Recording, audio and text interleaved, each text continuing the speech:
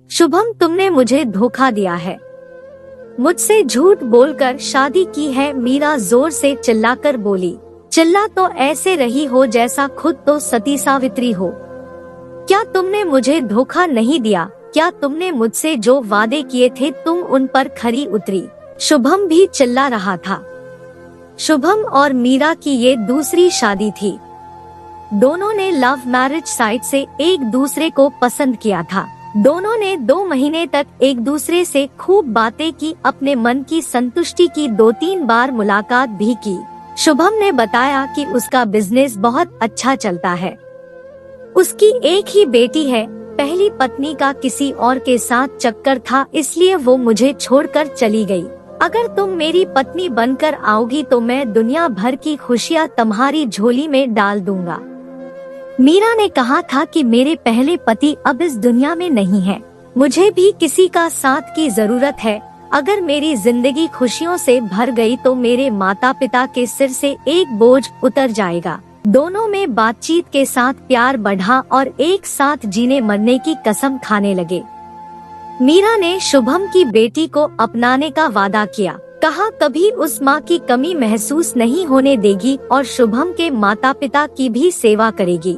दोनों के ही माता पिता का मना करने का कोई सवाल नहीं था, क्योंकि इस उम्र में आकर यही समझा जाता है कि दोनों समझदार हैं और अगर एक दूसरे को पसंद कर रहे हैं तो इसमें किसी के बोलने का सवाल ही नहीं उठता। शुभ मुहूर्त देखकर दोनों की शादी हो गई।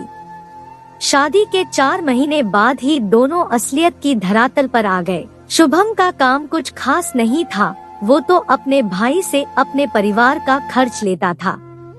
उसकी कही सारी बातें हवा हो गई।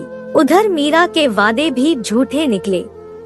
ना तो उससे घर के काम होते थे, उसका शरीर बीमारियों से भरा था। सास ससुर तो उसे फूटी आंख ना भाते और शुभम की बेटी का साथ तो देवरानी जेठानी जैसा व्यवहार करती। आए दिन दोनों में खूब झगड़ा होता।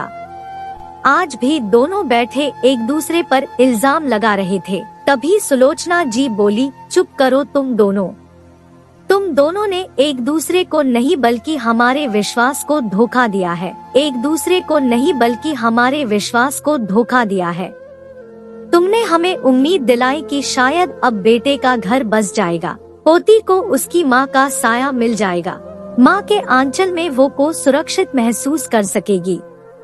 तुम्हारे भाई ने तुम्हारा खर्चा तो बांध ही रखा था, एक और औरत को घर में इसलिए जगह दी कि शायद अब भाई अपनी जिम्मेदारी समझने लगेगा। लेकिन तुम दोनों ने केवल हमारा ही नहीं, मीरा के माता पिता को भी धोखा दिया है। इस उम्र में बच्चे इतनी नासमझी करेंगे, कोई सोच भी नहीं सकता। आज ही तुम दोनों ये घर खाली कर दो। मैं अपने घर में किसी तरह का विवाद नहीं चाहता, ना ही अब हमारी उम्र है कि हम कोर्ट कचहरी के चक्कर लगाएं। हम तुम्हारे आगे हाथ जोड़ते हैं, हम और ज्यादा धोखा बर्दाश्त नहीं कर सकते। तुम्हारे इस धोखे से ये सीख तो हमें मिल गई है कि कभी औलाद पर भरोसा नहीं करना चाहिए। जब तक अपना शरीर है, खुद सी कमाना है और खुद ही खाना है। कहकर राजेश जी वहाँ से उठकर चल दिए। शुभम और मीरा सिर झुकाए बैठे थे, लेकिन कोई भी अपनी गलती मानने को तैयार नहीं था। दोस्तों, मेरी कहानी कैसी लगी कमेंट और लाइक करके बताइए।